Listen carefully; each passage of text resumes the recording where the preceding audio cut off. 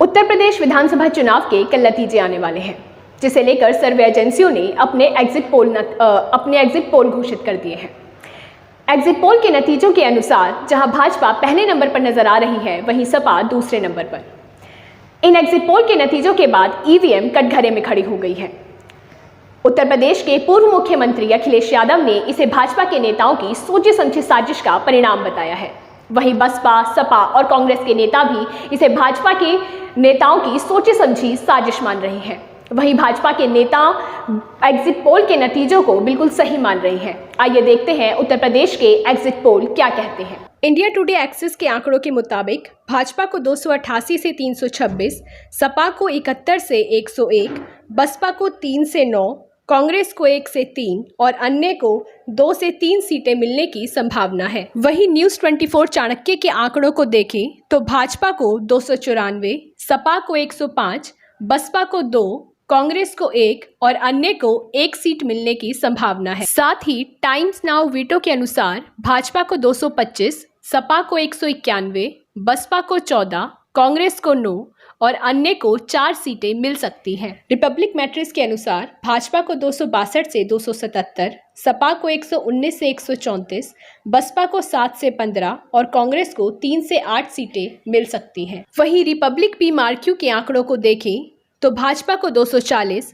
सपा को 140, बसपा को 17 और अन्य को 2 सीटें मिल सकती हैं। इंडिया टीवी ग्राउंड जीरो के आंकड़ों के मुताबिक भाजपा को 180 से 220, सपा को 168 से 208, बसपा को 2 से 12, कांग्रेस को 2 से 8 और अन्य को 2 से 4 सीटें मिल सकती हैं। इंडिया न्यूज जन की बात के आंकड़ों के अनुसार भाजपा को 222 से 260, सपा को 135 से 165, बसपा को 4 से 9, कांग्रेस को 1 से 3 और अन्य को 3 से 4 सीटें मिलने की संभावनाएं हैं। जी न्यूज डिजाइन बॉक्स के अनुसार भाजपा को 223 से 248, सपा को 138 से 157, बसपा को 5 से 11, कांग्रेस को 4 से 9 और अन्य को 3 से 5 सीटें मिल सकती हैं। एग्जिट पोल के नतीजों के बाद सपा के अध्यक्ष अखिलेश यादव ने प्रेस कॉन्फ्रेंस कर प्रशासन पर हमला बोला है। मैं आप सबका धन्यवाद देता हूं। अचानक आपको बुलाना पड़ गया और ये जानकारी हमारे लोगों को भी नहीं थी कि इस तरह की बात होगी। हालांकि ये सूचना मिल रही थी कि लखनऊ से जो मुख्यमंत्री उनके सबसे बड़े अधिकारी हैं और प्रमुख सचिव का जगह जगह फोन जा रहा है कि जहां भारतीय जनता पार्टी हारे वहां पर काउंटिंग स्लो करिए। मुख्यमंत्री के प्रमुख सचिव डीएम्स को फोन कर रहे हैं कि जहां बीजेपी हारे वहां पर काउंटिंग स्लो होनी चाहिए।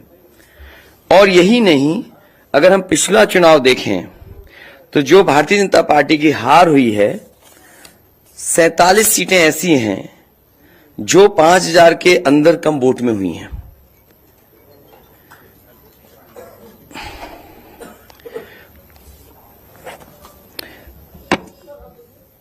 सैंतालीस सीटें ऐसी हैं पिछले चुनाव की जहां पर 5000 वोट के कम फासले से भारतीय जनता पार्टी जीती है। और जो आज देखने को मिला है बनारस में कि जहां ईवीएम्स ले जाई जा रही थी, एक ट्रक पकड़ा गया, 2 ट्रक लेकर के भाग गए।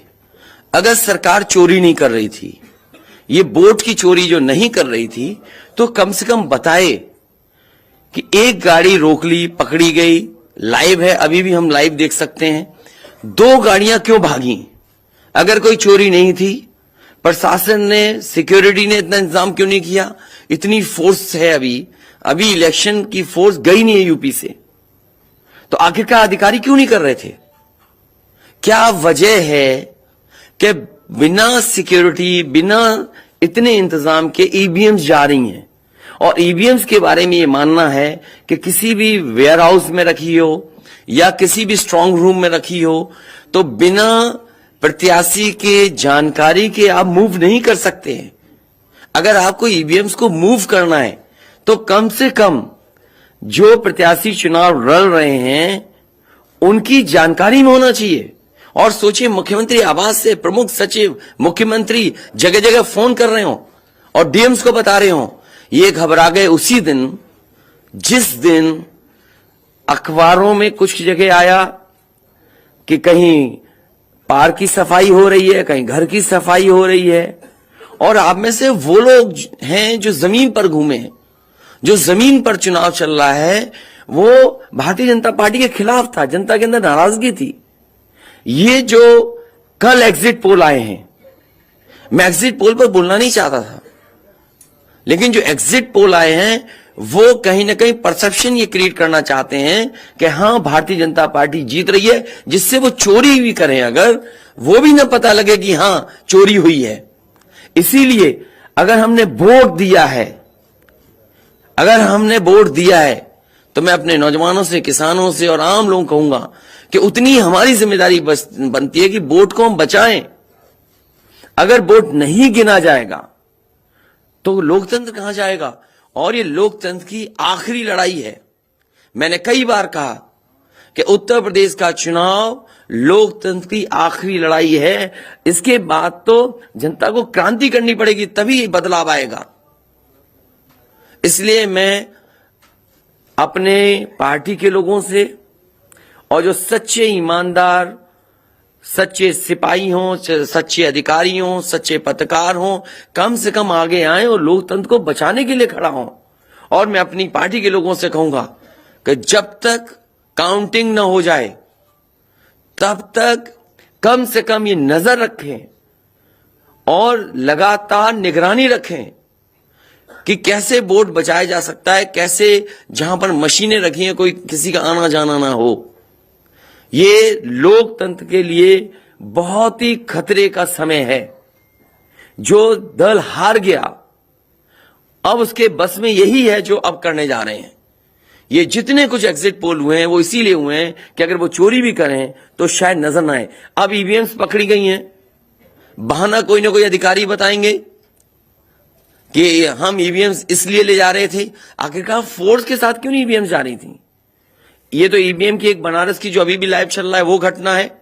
बरेली में एक स्ट्रांग रूम से बाहर नगर पालिका की कचड़े की गाड़ी में, जिसका नंबर यूपी 25 DT 9166 में 3 बक्से सील पकड़े गए, जो सील बक्से थे। एक बक्से में सादा बैलेट पेपर था तथा 2 बक्से में मोहरें, रजिस्टर तथा सील करने वाला सामान था। करीबन 500 बैलेट पेपर पकड़े गए। इसी तरह सोनभद्र का है कि सोनभद्र में भी बड़े पैमाने पे चीजें पकड़ी गई। वो भी लोग समझ में आ गया तो उन्होंने देखा, एसडीएम को रोका। एसडीएम घोरावल जनपद सोनभद्र में खाली मत पर अपनी गाड़ी से पॉलिटेक्निक कॉलेज ले जाते हुए पकड़े गए। क्या सफाई देगी सरकार? इसीलिए मैंने कहा प्रमुख सचिव, मुख्यमंत्री, आप जानकारी कर लें। अगर आपके डीएम्स कोई जानकार हैं, उन्होंने खुद बताया है कि वहां से, लखनऊ से फोन आ रहे हैं कि जहां पर भारतीय जनता पार्टी हार रही हो वहां पर काउंटिंग स्लो हो और रात तक काउंटिंग लेकर के जाइए।